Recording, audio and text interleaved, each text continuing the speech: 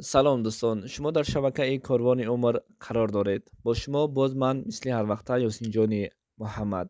Дӯстони азиз, наварҳоро то охир тамошо кунед. Имрӯз 18 март соли 2022 дар бораи қурби асъори хориҷӣ ба сомонаи баҳри шумо пешкаш мекунем.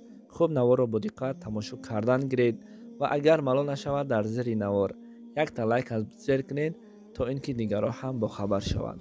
ва айнан ин мавзӯъҳо ва ин наворҳо бисёртар ба ғарибон ба муҳоҷирон хеле муҳим аст ки бояд дар ин бора бохабар шаванд.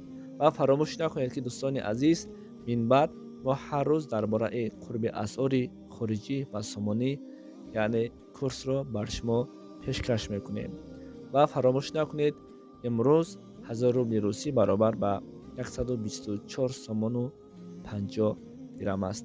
бар ҳар якояки шумо барори кор файзу баракат, тансиятӣ, хонаободӣ ва худованд дар паноҳаш ҳар яки шуморо нигаҳбон бошад.